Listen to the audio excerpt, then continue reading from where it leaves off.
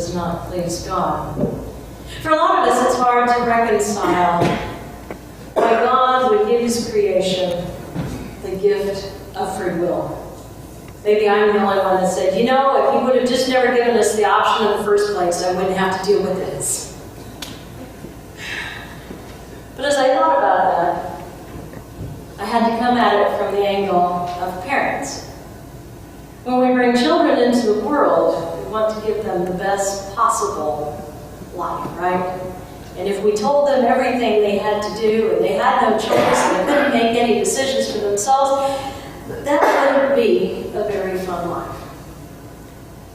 And into my head, I was able to reconcile that is why when God placed Adam and Eve in the garden, after he made them from dust, he granted them the gift of free will. Unfortunately, with that gift, they had the opportunity to choose poorly. And because of that, even though God forgave them, they were banished from the garden. And hence started an entire world of sin. One up to that point had been completely sinless. And so the first knot of sin began. Now I thought to myself, why did he wait so long to send Christ into the world to redeem the sinful? And again, I thought back to being a parent. If we always gave our kids everything they wanted, if we always made it easy for them, so that way they never had to suffer the consequences or deal with their mistakes, would they ever grow? Would they ever mature? Would they ever grow into the young men and women that God created? No, they wouldn't. And hence God allowed thousands of years of suffering for the Israelites and the Jewish people, having to come before the altar and offer sacrifices constantly. And I don't know if you ever realized that, but they would bring forth their bull or the ram, and they would place their hands on the horns, and they would transfer all of their sin onto these horns of the animal. And then it was slaughtered, and their sins were forgiven. But did you realize the minute they got up from kneeling and walked away, they were completely sin-filled? It was never a cure for sin. We were constantly living in sin. And so the knots of sin continued to pile up. Well, finally, God, in his righteousness and his grace and mercy, sent Christ over 2,000 years ago to be that ultimate sacrifice for the sin that we keep creating. The chains that keep binding us and making us slave to this world. We were given the Ten Commandments, and a lot of times we like to put the sin in categories of what we think is much worse and not so bad than the little tiny sins. And yet in God's eyes, they're all the same. They're all equal knots. So every time we've ever had a thought, anytime we've ever been jealous of a coworker or a friend who got a promotion and we didn't, or maybe we want and lust after someone else's home or vehicle or maybe spouse, or maybe we think they've got better kids than we do. The knots keep piling up. The sin keeps continuing. And it's those knots that have caused severed relationships. It's those knots that we have found ourselves maybe guilt-ridden with something that we've done years and years ago, but we buried it deep in our heart. Sometimes we make a little vault, and we'll take that sin that we think is so bad that we can't even let God see it, and we'll put it in that vault, we'll close it up, and we'll lock it up tight, and we'll bury it deep in our heart, hoping and thinking maybe nobody will ever know. Well, the cool thing is that God sent his Son into that world to be that ultimate sacrifice. To be the one who went upon the cross to take all of our sin and once and for all make us clean. No longer do we have to come to worship and sacrifice and shed blood for just a moment, a split second of sinlessness. It's impossible. But because Christ was on that cross, he took on all of our sin. And even those little dark places in our heart, those things that we've locked up so tight, and kept hidden away for years, he sees.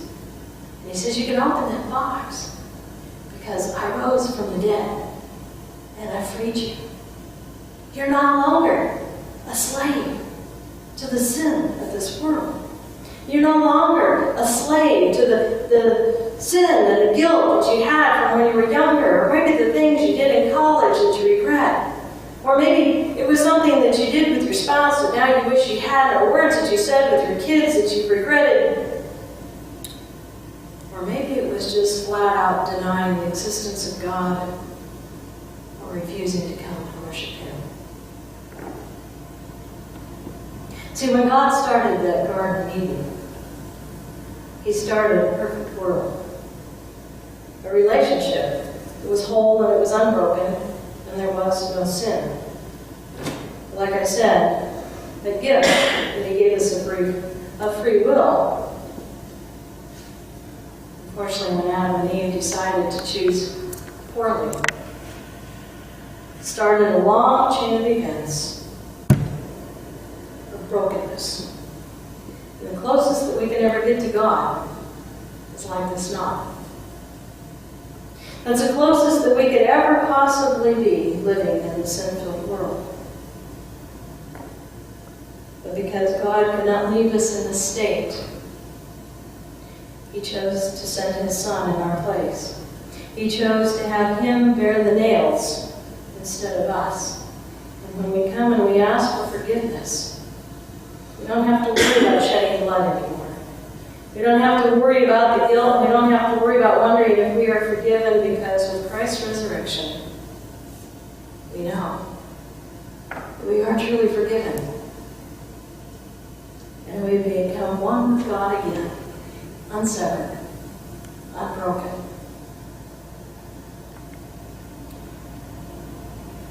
You are all given pieces of paper as you came in, and a pen. And on that piece of paper, what I would like you to do is write down maybe some sins that you have not let go of.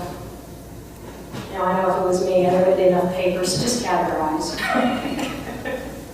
But if there's something at this time that you just had a hard time giving it to God, or you're afraid that He can't possibly forgive the hurt you tucked away, I want you to just write it on that piece of paper now. No one's going to see it. And then later we're going to bring it up forward. So at this time, I'm going to give you a few moments just to think about it.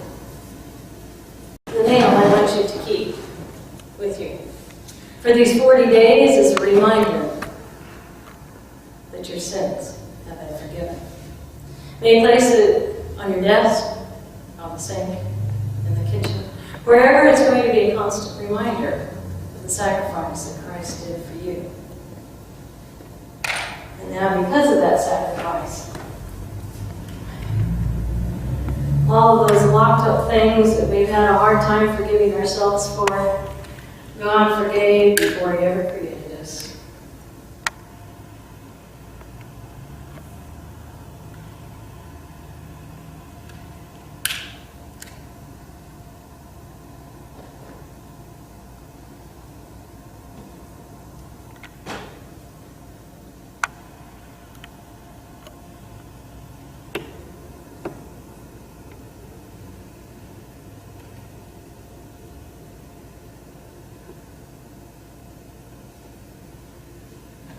And as Him who knew no sin took on the sin of the world for us, He looked up to the Father and He said, "It is finished."